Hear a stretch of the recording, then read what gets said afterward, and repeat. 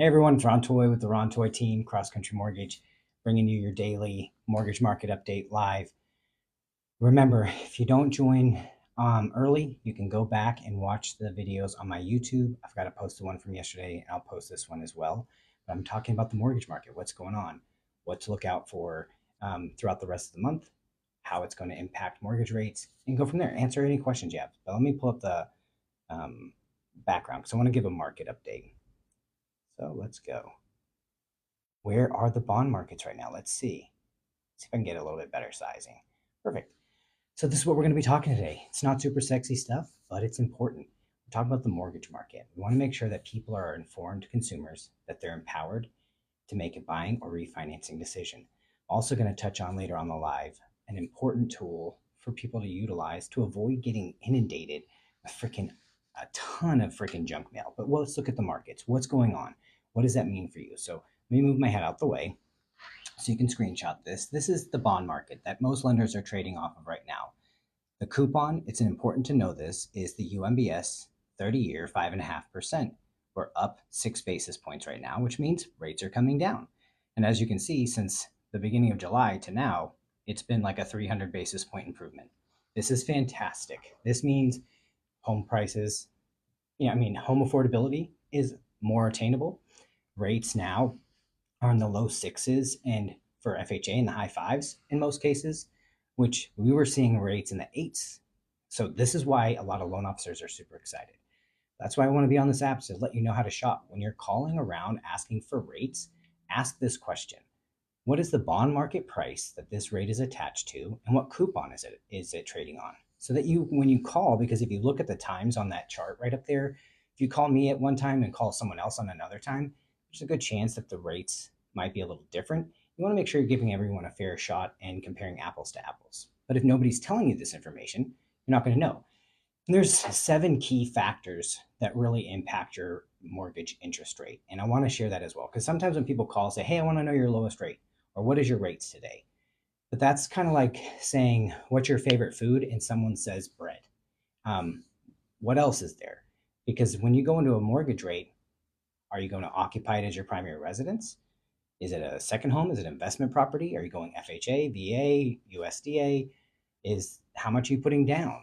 How much is the purchase price? Is it going to be a jumbo loan? Is this going to be a special type product? So there's so many things that go into the rate. And that's why if somebody is just giving you a basic answer without asking some qualifying questions, it's important. Debt to income ratio, your credit score, which is a big factor, but there's so many other factors than that. Because sometimes we'll be like, well, I've got 780 perfect credit. Okay, perfect. How many, where are you buying? Because where you're buying can impact mortgage rates. How many properties do you own? What's the occupancy type? How much are you putting down? So there's so many different factors, but I want to help people who follow me so they know what to ask when calling a lender. But the bond market price is so important. Knowing the coupon, because the bond market price right now is 101.11. This is important to know because when you call, if it's down 4 basis points or some kind of number and you call someone else, it's going to impact your questioning. I want to show you some things throughout this live because part what I do on this is to help answer questions. So thank you everybody who's joining. If you've got questions about the market, about interest rates, buying a house, selling a house, if you're getting inundated with refinancing junk mail, let me know because we're going to go over some of those topics today. But I want to make sure I answer everyone's questions and address the topics that are important to the people that are following the live, but also provide opportunities for my realtors and lender partners that follow me to know what to call and communicate with their clients. Because sometimes it's tough. Like, what am I calling my clients about today? Well, today is a great day to call them and preparing them for the jobs data that's coming out. And that's what I'm going to show on the next slide. So I'm going to pull that up. If you've got questions, put it in the comments. Thank you for everyone who's joining. I really appreciate your time today. I'm going to try to make numbers and data as fun and engaging as possible. It's not sexy, but it is what it is. Let me go ahead and pull up the next slide. Here we go. So I got your bond market. This is the important data reports that are coming out this week. It's a lot of the jobs data. Move out the way so you can screenshot it. Today, great information coming through. Friday, again, more information. This is a very important week on jobs, unemployment, all of that, because that's in essence what's been delaying the Fed from cutting rates up to this point, because it's been staying the same. Even though inflation's come down throughout the year, the Fed has failed to cut the Fed fund rate because they still think that there needs to be a little bit more instability in the job market, which is unfortunate because sometimes if they wait too long, they overcorrect and it causes massive problems. But they're looking for a soft landing and all of that. But let me show you what the rates coming down actually mean. So this is for an example. I'm sure you've seen this. On a $400,000 loan amount, if your rate was 7% versus a 6%, I mean, $263 a month is huge. But with what's going on, you want to make sure you're talking with your loan officer about what's their rate lock strategy. Where do rates need to make sense for you in order to do the refinance? Because you don't want to do it too soon. And because that's another thing that we're going to talk about today is I've been talking with my clients and they're all getting junk mail, and promising them the moon. And it's unfortunate. So we're going to talk about ways to fix it. But this is a lot of savings. But as rates continue to come down, you don't want to pull too soon right now when rates might be in the fives or fours in a few weeks or a few months before the end of the year. We'll go from there. But that's why you want to have that conversation. And it's important because home prices are, home affordability is more attainable now. If you were waiting on the fence to make a decision, now might be the time. And again, if you're a realtor or lender watching me, this is a conversation that you should be having with your clients, especially if they've been on the fence. Like, hey, where do rates need to be for you to make a selling decision? Or where do rates need to be so you can make a buying decision? Well, if they, whatever number they tell you, if it's like 5 or 4, you can create an opportunity for them to get that rates because there's buy down opportunities and temporary buy down opportunities. So it's possible. And this is great because right now there's the most equity we have in homes in our nation's history. 40% of homeowners right now own their home free and clear. Isn't that freaking nuts? But that shows opportunity because when they sell, they're going to have cash to enter the market. It's going to be awesome. Those that haven't, please turn to the Lord. Oh, God, no. Why did people like this come onto people's channel and say this stuff? Not everybody wants that. I'm going to report that and block this fool. It's not the time. We don't come on your channel and talk about Harry Potter and that stuff and like turn to Voldemort. Get out of here with that hocus pocus. Let me get back to my regular scheduled program of logic and information and data versus space daddy magic. All right, so this is logic and data. What will save you is money by making sure that you're leveraging your equity position and not overpaying because you're in the wrong rate. Because when you buy a house, the rates typically are fixed depending on what you go with, but you can always refinance. But you don't want to churn your loan too many times. And that's why I want to make sure I'm helping people so that they're not getting bad information from greedy salespeople. Let me show you the next slide. If you have questions, put it in the comments. But if it's wizard, space daddy stuff, save that for yourself. All right, so why is this conversation so important? I show this on every one of my lives, but it's the home price appreciation data since 1942. And think about the wars we've seen since then, the depressions, the gas shortages, everything. And rates in the 80s were near 20%. What did home prices do in the 80s? Appreciate 7%, 5%, 1%. Only time in our nation's history where home prices went down over a period of time was 2007 through 2011. This is important to know because when you're looking at investing in a property, you want to know what your risk exposure, some of those things are, right? Well, when you're looking at data since 1942, and in 2023, home prices went up between 5 and 7%. Right now, we're on track for year-over-year appreciation, about 5 to 6%. So when you're looking at this, what happened in 2007 through 2011? To make sure that I don't want to be nervous because a lot of misinformation is being spread between like major news outlets. If you have questions, put it in the comments. Ron Toy with the Ron Toy team, Cross Country Mortgage. I help people get the financing they need to invest in residential real estate. But I'm showing you some data because we need to remove the emotion out of it and go with what's black and white on paper. So what happened during 2007 through 11? If you were in the market or were around at that point, you would know that back then, if you could fog a mirror, you could get a loan. So all you had to do pretty much was have a pulse. And they had horrible lending guidelines. They would, like, if you could stated income loans, like if you said you made 500 grand, but your credit was good, they didn't have to verify any of that. It was just stated income. You tell me what your income was and we'll do a loan off of that. And so that created false demand because people were getting mortgages, and then there was balloon mortgages where it's interest only for 3 years or 5 years, whatever the term was.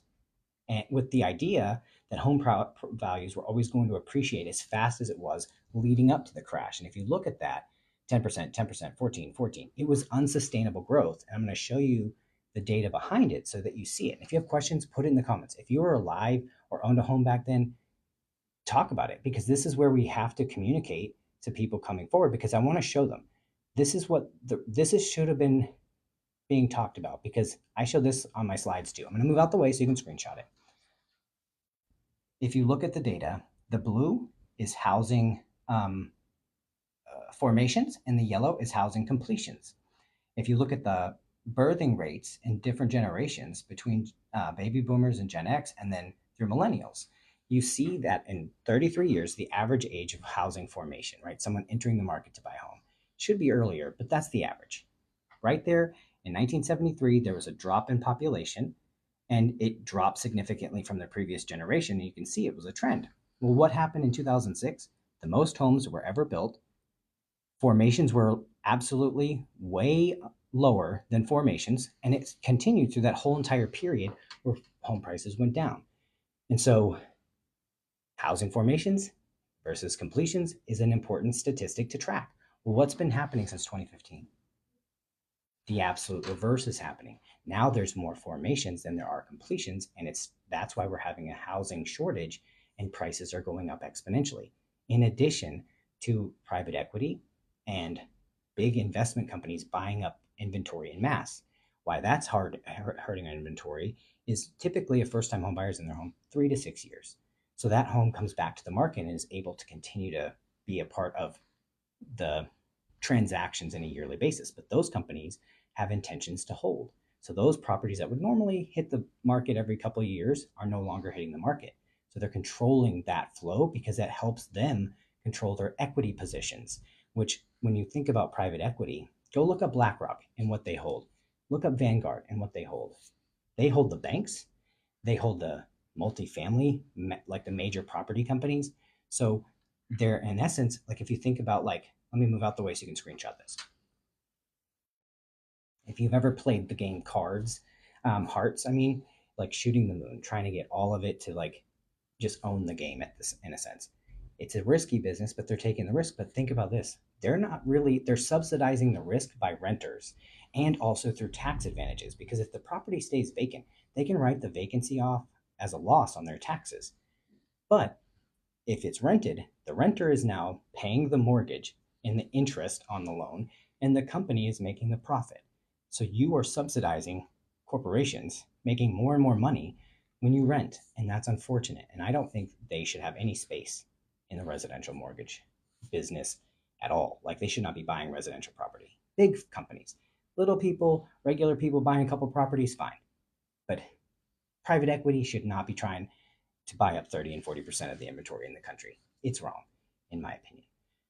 But this is the data we need to look at, because it's not a shocker on why home prices are going up. This should not be new information. But when you see stuff on social media, from CNN and Yahoo News, when again, remember who owns the media companies too. Vanguard, BlackRock, these big companies who are buying inventory, they also own the media. So of course they want to make it to where people feel afraid to buy, because that gives them more opportunity to continue to invest. And I don't like that, because I want to show people how to build their net worth versus building someone else's. Because if you're renting, you're paying for a mortgage. It's just not your own. Let me show you some other data. Again, this isn't super sexy stuff, but it is what it is. Again, what's the difference between the 2007 or through 11 and now? 4 million homes available. At the end of 2023, there was a little over 1 million. Same thing right now. There's about 1 million homes available, but there's 11 million more buyers in the market right now than there was back in 2007 and 8. So you have 3 million less homes, 11 million more buyers.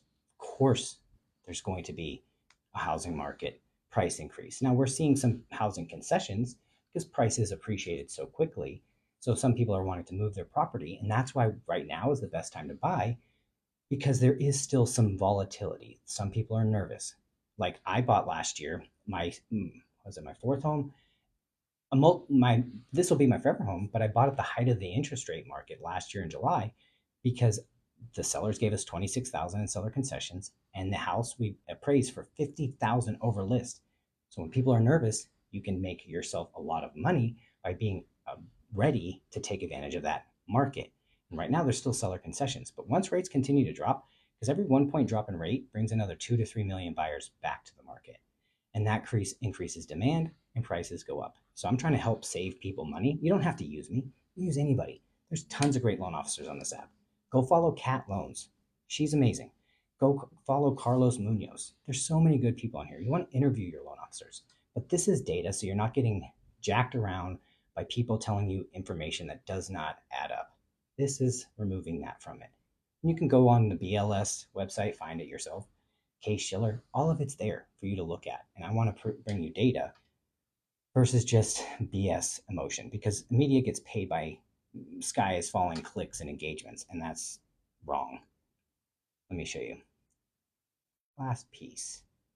So I showed the market. Here's a very important hot topic. Let me see right here. Let me try to get it a little bigger. Aha, there we go. Let me move out the screen. Again, this is super important because not just for mortgages, but there are companies that pay for trigger leads. Now, a trigger lead is like when you do an application for a mortgage, you run your credit. So what ends up happening, the credit bureaus, Equifax, TransUnion, Experian, they sell your data to companies that buy that data. And they say it's public data. And so then they get a trigger. So then all mortgage lenders who don't have relationships with clients that just invest in trigger leads will then reach out. And it's disgusting what they will try to do. They'll be like, oh, we got your application. No, they didn't. They bought a trigger lead and they're trying to make it pass off like they got your information to contact you, and they didn't. They bought your information. And then they'll get calls and emails and texts. It's gross. I don't think it should be illegal. I don't think it should be legal. But until it's illegal, there's got to be solutions. So go to this website, optoutprescreen.com. It'll help you opt out of junk mail mailed to your house. You have to mail it off for that one, but you can do the electronic online. Whatever you can do to help limit the amount of stuff that gets sold to data mining companies, the better. And it's unfortunate because, like loan officers, we want to pull credit, we want to do the thing, but we know that the credit companies do this, and it can frustrate clients because then they're like, man, I got 30 text messages from different lenders. And it's like, yeah, I'm sorry. The credit companies, they sell your data. Now, they say it's public data, so phone number, basic information for them to reach out. And it can be frustrating, but I'm a solutions person. So I went searching and I found this option. It's amazing, optoutprescreen.com, and it works because I did it myself. And that's what I always do before I talk to my clients. I make sure that whatever I'm going to use, I use myself. And when I did it and it worked for me, I don't get any junk mail mailed to my house anymore. Nothing. It's beautiful. I don't get a bunch of spam calls or emails. It's helped. Optoutprescreen.com. Again, I'll move out the way so you can screen it. I highlight it because you got to select that button at the bottom, but it's huge. I'm tired of these companies who don't invest in relationships, scamming people, spamming them with contact information, and then trying to deceive and make it look official when it's not. Your data gets sold by big data mining companies. Just like when you go on Zillow or Redfin, those companies don't care about you. They want to collect as much data on you so they can sell it to realtors and mortgage loan officers who aren't invested in building relationships. It's gross and weird. Just want to make sure you're an informed consumer. When you go on those sites and you put any of your information in, there are people who buy that from them. Now, if you buy Zillow leads and Redfin leads, that's your thing, your cross to bear. In my experience, those convert very low. It's also creepy because when you call somebody, hey, I got your information because you filled out a form on Zillow, they're like, wait a minute, I didn't know that someone's going to be contacting me. It's weird. But there's companies out there that pay because, like, when you close on a house, the recording of the deed is a public document. So then there's companies like that will pay for a block of an area that has new homeowners come in, and then they'll mass mail them like ADT security. They'll be like, oh, we got your information that you recently closed from the title company. No, they didn't. They saw that the deed was recorded and they try to make it pass it off like they had some involvement, and they don't. And I hate that they're allowed to do that. So I want to bring solutions because I'm not going to just complain about it. I'm going to help people get over it. Opt out pre-screen. It's awesome. And I use it myself. Let me get you another slide. I'm so much better I'm liking this way better than the just showing you my computer screen, but I wanted to go over like loan estimates because this is another time right now where you're going to be getting inundated if you own a home with refinance opportunities. So I want to show you how to shop for your like mortgage and what is on the loan estimate and what differentiates lenders. So when you're looking on a loan estimate, this is page 1. And so you're going to see different I'm sorry, this is page 3. Let me get you to page 1, but page 3 will touch on this one just because there's just a couple things that are important. Assumption, is your loan assumable? Then you'll find that on page 3. And servicing, do they intend to service the loan or sell it on the secondary market? It's not going to impact your mortgage or anything like that. It's just who's going to make the payment or who you make your payment to. Let me show you the other pages. Let's see. There we go, page 1. Now this is from the CFPB's website. It's for educational purposes and for situations like this. But when you're looking at a loan estimate, this is for a purchase. But when you see the estimated closing costs and the estimated cash to close, it's going to be two different numbers because your cash to close is going to have everything included plus down payment and all of that. And we'll go over it in detail. But you can see an estimated closing cost that shows you your escrows and things like that.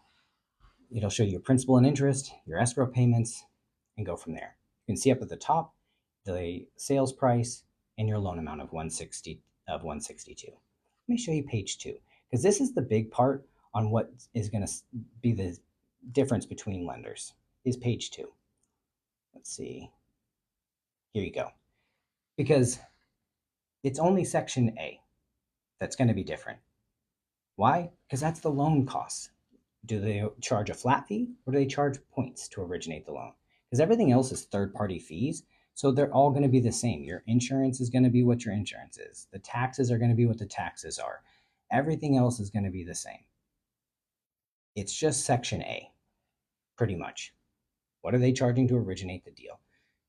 And also, it's a good way to find out if they're going to overquote or underquote you because when you're looking on it and you see the information, when you look at the homeowner's insurance, that's some of the ways that you can see if a builder is giving you a good quote or not, is what are they putting in there for your homeowner's insurance and property taxes? Because a lot of times on the initial loan estimate, they'll do it based on the unimproved value or just the land.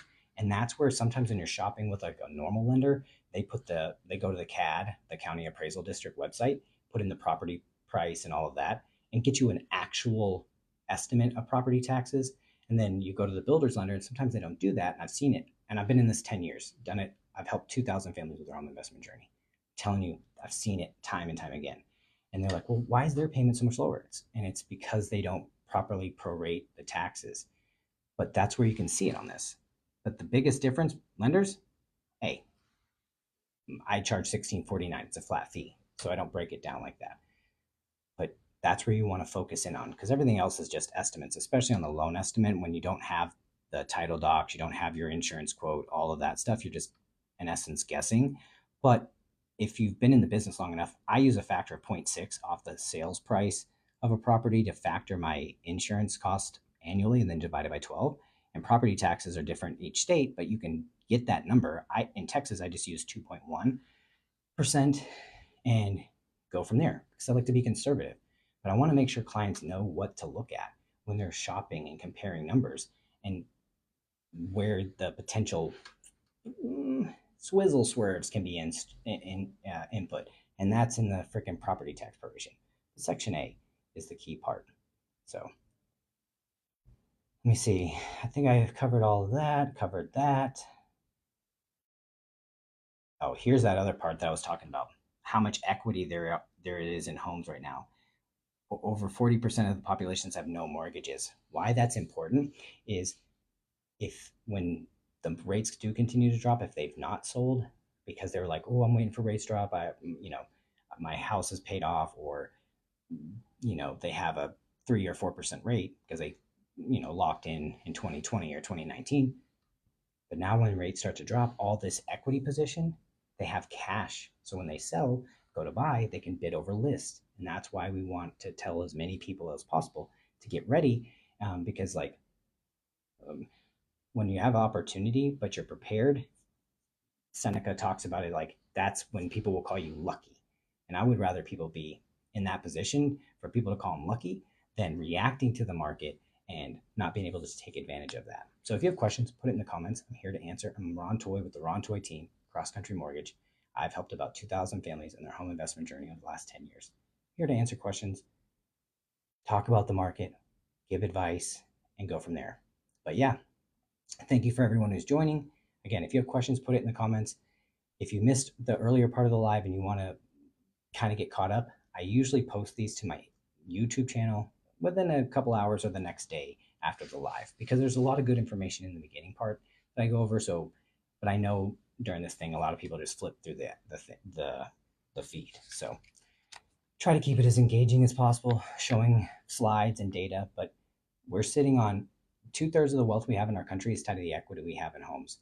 It's so important because when you have equity, you have wealth and you have power. And I want people to have power instead of giving more and more and more away to private investment groups and huge hedge fund companies, because they want it all and they want us to just be happy with the scraps. And I am not about that life. Let me see. Let me pull up the next slide. Or maybe I'm done with slides. Let me just cover this one more time on home price appreciation data since 1942 and cover this last piece on why it is pivotal in building long-term generational wealth. So I'm going to move out the way. Now keep in mind, since 1942, we've been through recessions, depressions, gas shortages, housing crisis. We've seen interest rates in the 80s near 20%. But home prices have historically appreciated significantly. The only time in history was a short period between 2007 and 11, which will not ever happen again, because we've changed the mortgage guidelines and we've changed regulatory bodies that oversee that, so it won't happen again. But every other year, pretty much it's been up or stayed flat, but it's significant. Look at 2021, 19% in one year. 2020, 10%. 2022, 6%. Last year was like between 5 and 7. This year we're on trend for about 5 to 6. It's huge, but that's off the value, the purchase price of your house. So like, say you bought a $300,000 house in 2021, that home went up almost 20%. So now that house is worth 360. That's huge. But if you look at your cash on cash return, say you buy that $300,000 house with $10,000. So you have 10 grand because you use down payment and closing cost assistance programs. You got some seller concessions. So only 10,000 out of pocket. You use 10 grand and your property went up 20%, that's 60,000. So your cash on cash return is like 600% because you put in 10 grand and now your house is worth 60 grand. That's amazing. Because if you put in 10,000 into some stocks and it goes up 10%, which is the historical average for index funds, that's $1,000 for that year. We love this and we want this for investments, but your investment is going to give you $1,000 for that year versus make you 60 grand. And that's why I want as many people to hear this information. Whether you use me or not is up to you. Talk to somebody. Let this be the impetus to make a decision to call a professional, get you on the path if you don't own. This is how you build it. I got mine for $250 in 2019. It's over 400 now, and I'm stuck in a 1.8 rate. See, that's exactly, first of all, love your name, username, but also this is what I'm talking about. You've got some amazing equity. And I'm telling you right now, as soon as the rate drops this summer, you're probably going to be sitting on an additional 50 grand. But just watch the markets. The 1.8% rate is fantastic. What I would look at in that scenario is a couple factors, because I have clients in a similar boat. Do you have any revolving debt, like credit cards, loans out there that have high interest rates? Because you not necessarily want to refinance, but if the home is fitting all your needs, that's one way. But if it's not, then potentially selling, getting rid of your revolving debt, taking some of that equity to set up an account, you're good. I'm in a college town, so I can always rent it. Yes, keep that mindset, because then you could leverage it with a HELOC or a different equity loan to then pay off that revolving debt. And it'll definitely debt service at 1.8%. So you don't want to touch that first. And if you're in a college town, hold that property forever, because you've owned it for multiple years. And you can go down buy your next property as a primary and you don't have to put 20% down. So I am excited for you. First, it makes sense based on your screen name that you make smart business decisions. Fantastic. But also, I am excited to see people building generational wealth like that, because how many people since 2019, outside of the equity they grow in their home, can say that they saved nearly $200,000? It's tough to do that. So yeah, that's why I said I stuck. Poor me. No, but you're stuck in a situation that's going to be amazing for you, and you can still leverage it without touching that 1.8% because you don't like that's brilliant. We might not ever see rates get to that low again, but there's ways to leverage that equity to help springboard retirement, and that's what's important. Is you don't want to park your equity for too long and not take advantage of it because you don't want to be hit with capital gains tax and other taxes. So get with a if you're not working with a financial advisor, I highly encourage you to look into that. But because you want to make sure your retirements are set up, you're not being debt service based, you're investment based. So there's some interesting strategies, but I love hearing that stuff. It's huge, and I want that for people because private equity is coming for everything, and I would rather regular people make their money instead of making rich people even more richer because screw them. But yeah, this is a great thing. Thank you for sharing that. Like, that's amazing. I'm excited for you. Keep it going and buy more property. If you can afford it, get that lease agreement. Because if you get a 12-month lease agreement on it, that mortgage payment is offset for your debt to income ratio. So you can qualify for your next home. And you don't have to be a first time home buyer to use down payment and closing cost assistance programs. So you can keep your money liquid and leverage other avenues for your cash to close and really start to build some serious wealth without being over leveraged. Because that's the other part. You don't want to be over leveraged and be in a position to where your amazing portfolio you're building is on shaky ground. But so far, you're sitting on equity, you're building it. Look at these numbers, man. Think about that. People are talking about, oh, my parents bought a house in the 80s, it was 100 grand, and now it's worth 600,000. Yeah, people in 10 years from now, when you're talking about the house that you bought for 250 is worth $1 million, they're going to call you lucky. But it has nothing to do with luck. It's about being prepared at the right opportunity and making that happen. So, congrats. Love it. Anybody else who has questions, put it in the comments or concerns. Have you bought? Did you delay buying? Are you sitting in a situation like this user who has bought and it feels trapped by their low rate? Let me know. This is important stuff to talk about because some people might not ever take the time to talk to a loan officer. And I'm here with 10 years experience, helped about 2,000 families with their home investment journey. And I want to give back to the community, whether you use me or not. It's not important. It's the information so that you can take it and go make a call to somebody in your town, your area, interview them, ask them questions. What is your 5 year goal? What is your 10-year goal? Why are you in this business? How can you help me align with my current and long-term financial goals to make sure that I'm not confused and confounded 20 years from now and wondering why I can't retire? There needs to be that kind of relationship because it's not like a going to McDonald's and ordering a Big Mac. It's one of the largest financial decisions you make. Do it 2 to 3 times in your life.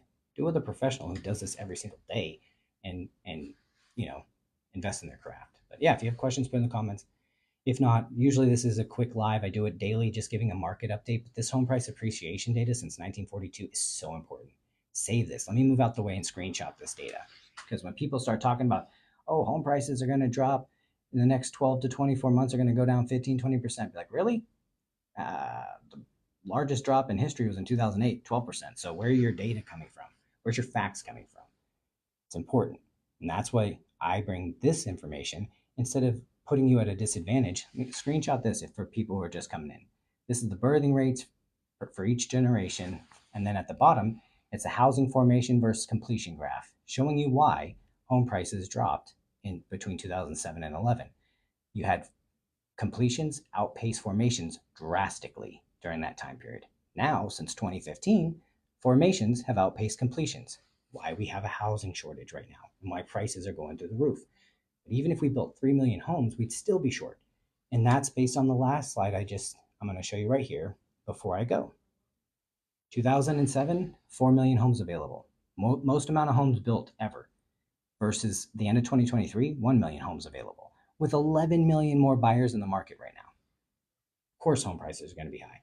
Right now, there's still about 1 million homes available in the market right now to buy. It's not enough homes.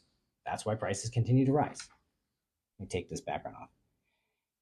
All right, let me get this out of here. All right. So I appreciate everybody's time today. Thank you for everyone engaged in the comment section. It means a lot to me. I'm not great with tech, but I'm learning. And I want to make sure I'm giving you valuable information, preparing you for what's coming, because you're going to get inundated if you own for refinancing. And I don't want some sleazy sales guy who could slap the hood of your house and talk about how much APR they can fit in that thing, convincing you to make a decision right now that might not be in your long term benefit. If you have questions, reach out. In my profile, there's a link to my Linktree, which has my calendar, has my website, everything. Let's get on a consultation. It's free. Let me help make sure that you are set up for success. Talk to you soon.